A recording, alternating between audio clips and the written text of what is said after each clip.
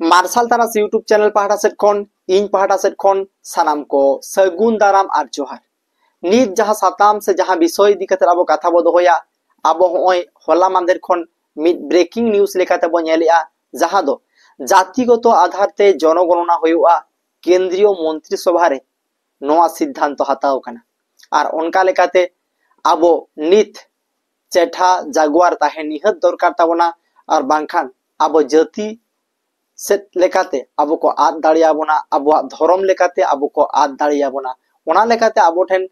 अडी सांगे खन सांगे जागुआर ताहे दरकार कना होय सुरु कना हिजु कना जनगणना 2025 साल रेगे को हुई हुइचुया जनगणना आर ओना रे आबो जागुआर काते आबो सठिक इनफरमेशन बन एम दाड़ियामा से बन नथिभुक्त दाड़ियामा जहा लेकाते आबो आइडेंटिटी बांचामा आबो उपुरुम बांचामा नोआ बो रिकैमा आबो सानाम को बन बाड़ाया नोआ जहां जनगणना नोआ गेल सेरमा छाड़ा छाड़ा हुआ जहां दो 2000 नियम मांग रे 2011 साल रे हुई लेना और 2021 साल रे हुई ना कथा ताहे का रहो ओना बांग हुई सतकना और ओना गे तेहेन 2025 साल रे जनगणना हुआ और नोंका लेकाते नित जुदी आबो आदिम को आबो आदिवासी को आबो संताड़ को जुदी आबो नोआ जनगणना चेत कना नोआ ना तीना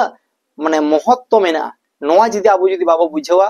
ताहले खान आबो आदिम को आदिवासी को जहां लेका सेदा जुग खन को आद अगुयेत बोना ओनका गे आदो हर रेहो निये जहां जनगणना 2025 साल रे हुयु लगी 2021 साल रे जनगणना नोआ किंतु आदो आदो सेट गेबोन सेनोआ नोआ लगित गे नोआ वीडियो दो आपे को तलारे से आपे को तलारे सामांगिया कारण आबो सनाम बोन बाडाया आबो आदिम जाति अडी सेना जाति काना बोन अडी मारे जाति काना बोन मेनखान आबो हर लेखा दबो नेला दिनम दिन बोन कमो काना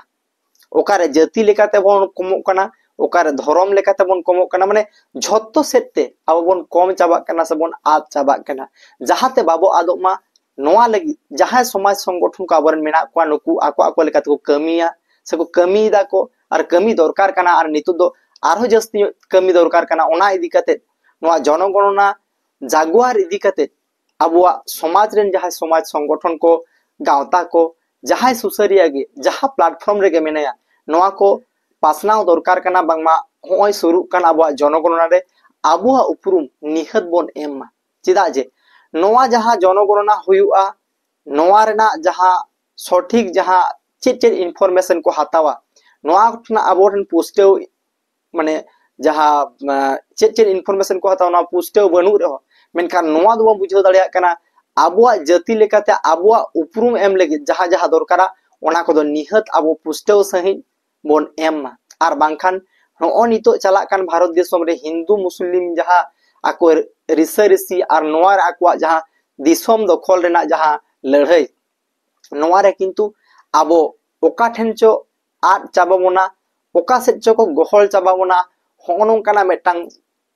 माने आभास माने हिंदी ताहेन काना और ओनका लेकाते आबो सानाम को चेठा ताहेन दरकारा होय 2025 साल रे हिजु कान जहां जनगणना जहां बांग हुए काना नोआ हुयुआ और नोआ रे सठिक सही आबुआ इनफरमेशन आबो दो कोई काना बोन आबो दो संताल जाति काना बोन आबुआ धर्म दो चेत काना आबो चेत तेमन रोड़ा आबो चेत तेमन ओला आबुआ जहां लाय लाकचर कृष्टि कल्चर जहां गे इनफरमेशन को हातावा उनको सही सही जवाब बोन एम दाड़िया कोमा से बोन एमा कोमा और बांखान उनको दो नोआ साना घड़ी को उइहर का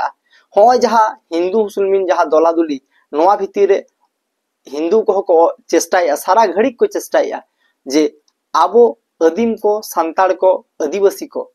हिंदू से छोड़ो में सारना और में सारना नोआ सारा घड़ी को चेष्टाया आदो उनका लेकाते नित जुदी आबो नोआ चेतारे जागोर बाबो तहेना जे आलेया दो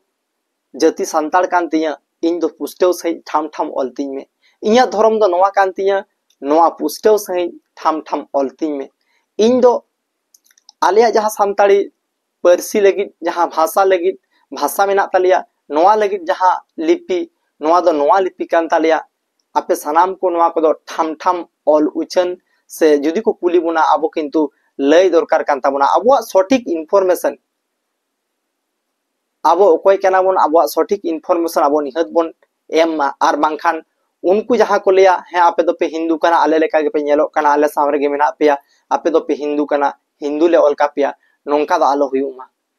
जति उमुक तुमुक जहाना गे आले एटा सुर सुपुर मेना पेया आले साला मेना पेया आले जदि तुड़ुक कना ले तुड़ुक साला मेना पेया आपे दो नवा ले ऑल कता पेया नोंका ना को दा आलो हुयुमा अबो माने बुझाव सुझाव काते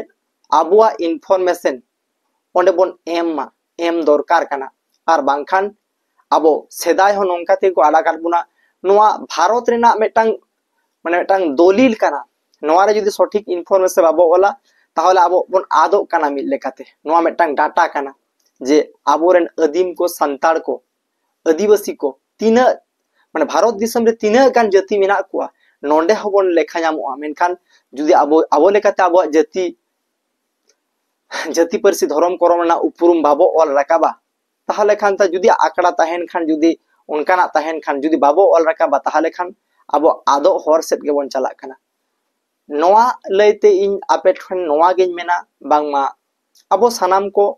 जहाय को समाज रे जहाय मेना बोना जहाय के जहां लेकाना जायगा रे मेना बोना आबो हर बन जागवार कोमा जहाय जहां संगठन के रेगे मेना बोना आबो हर बन जागवार कोमा बांगमा 2021 साल रे जहां जनगणना ओना दो नि 2025 साल कना नोआ जनगणना रे आबो ठाम ठाम आबो जाति आबो धर्म आबो लाय लाक्चा जहां गे जहाना इनफॉरमेशन को हातावा नोआ पुस्टव सहित बन ऑल उचेड़मा आर जुदी बाबो ओला आर सनाम को गे जखन ऑफिसर को जहां गे हिजुआय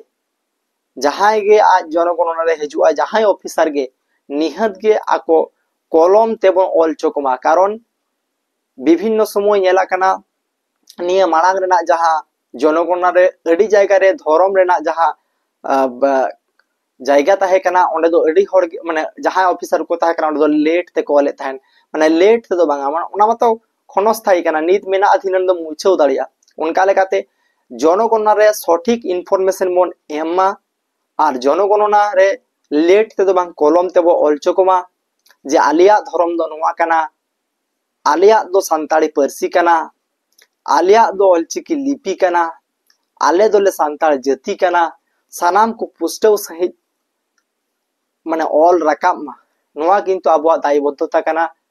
नोआ आबुआ दायित्व कना आर बांखान सेदाय जुग लेका जहां लेका को आड अगुई बुना नित हो विभिन्न टोठा रे जहां रे आबोर संताड़ को कम गया जहां रे हिंदू को जस्ती गया ओंडे दो को लिया बना बांगमा आपे होपे हिंदू कना हिंदू धर्म ले ऑल का पिया आपे हो आले लेका आले सला गे मेना पेया आले आतु रे गे मेना पेया आले आतु घेसा रे गे मेना पेया आपे नोआ ले ऑल का पेया हाना ले ऑल का पेया माने आबो आदिवासी संताड़ को विभिन्न जायगा रे को हटिंग मोना हटिंग चाबा बोना ओना कारण ते संतर दरकार कना जे सनाम को आबो होय जनगणना हिजुक कान नोआ रे सठिक इनफॉरमेशन बोन एम्मा आर बांखान जहाना आवेग बस्ता खान बांखान बतर ते तना हो जदी आबो भूल इनफॉरमेशन मन एमा बांगा जदी को लिया बना बांग आपे तो पे हिंदू कान गया आले साला गे मेना पे उनका दो आलो होयो मा कारण उनका होई कान तेगे नित हबी आबो अदीम संताड़ को माने आज चाबा कना बोन एटा सेट को लेखा मेसायत बुना आबुआ जहां लेखा जोखा ओना अडी कमो कना उनका लेकाते सनाम कोठेन लय जे आबो जहां नवा जातिगत लेकाते जहां जनगणना हुयुआ नवा रे आबुआ जाति परिस धर्म करम रेना लाइलाक्चर अरिचली जहां तिना गे इनफॉरमेशन को हतावा परसी चिकिरना जहां तिना गे इनफॉरमेशन को हतावा नवा सठिक सही निफुट सही पुष्टव सही बन एमा आर लेट तना कोते दो बांग कलम ते आबुआ इनफॉरमेशन को ऑलमा नवा गे आबो सनाम आतोरेन आतु हर को दायित्वशील हर को विभिन्न संगठन को नितो नवा बन प्रचार माजे जनगणना हुयुक कना आर आबोरेन हर ओका लेकाते बन चेंघा कोआ नवा जनगणना इदी काते निहत गे नवा कर्मसूची आबो साब दरकार कान ताबना लेका इन ऐकौया मा एनखान इन पाठा से कोन आरो दोहड़ा करते जोहार।